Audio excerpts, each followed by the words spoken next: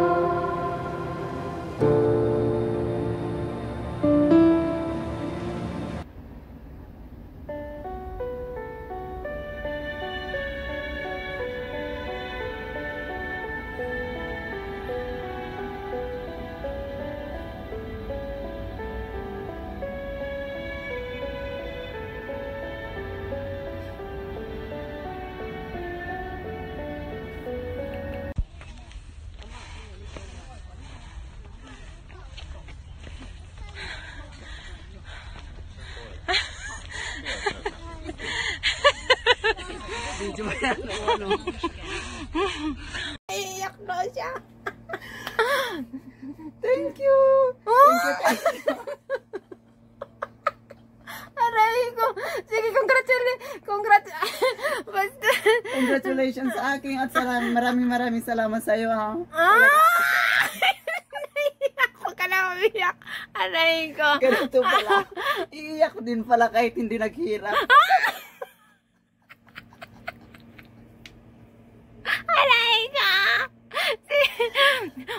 Uy, naka-video ba? Naiyak ka talaga, te. Kasi Oo, talaga nga. Hindi sa tuwa ko lang yun. Bakit? Hindi sa hirap ko kasi hindi naman talaga ako naghirap. Anong hindi naghirap?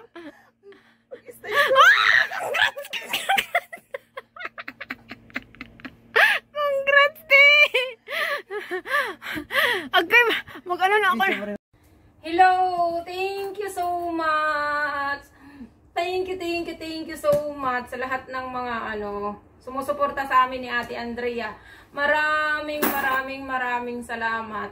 Ito yung namin, naipon sa sa basura. Maraming salamat, Ate Andrea. Thank you. Sa susunod, ikaw na lang. Lahat na lang sa'yo. Susuluhin ko na to. Susuluhin na niya. Ay! Thank you sa mga sumusuporta namin kay Ate Andrea. Maraming salamat. Bless kami ni God. Kaya, sana ito ding pira na ito, mabili namin kasi pakargo, bili namin ng chocolates at saka mga kung ano pa yung maibibili namin. Malaki din to ha. So, thank you sa lahat. Bye-bye! Bye-bye! Bye-bye! Bye-bye!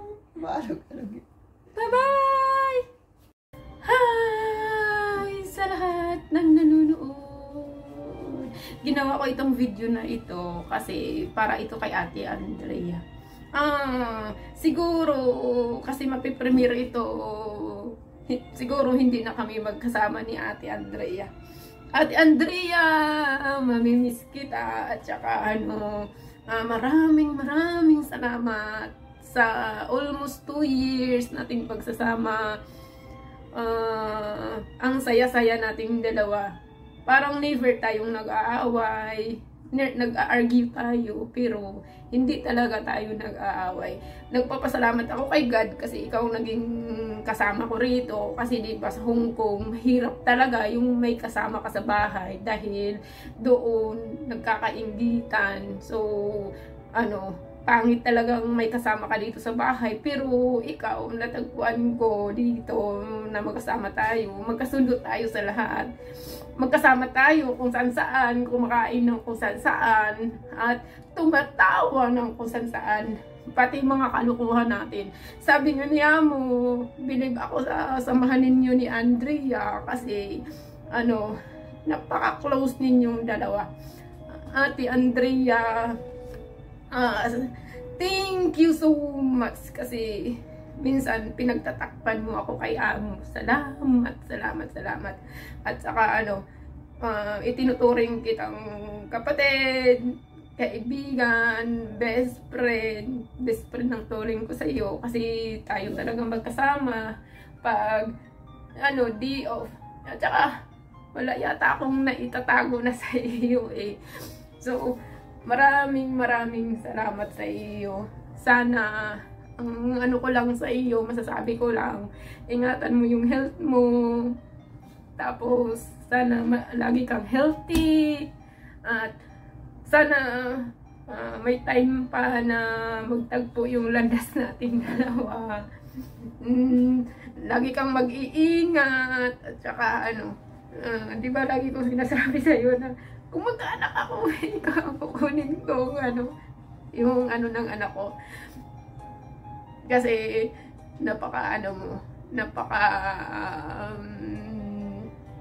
pasensyosa mo, tsaka ano, ang bait-bait mo, Ate Andrea.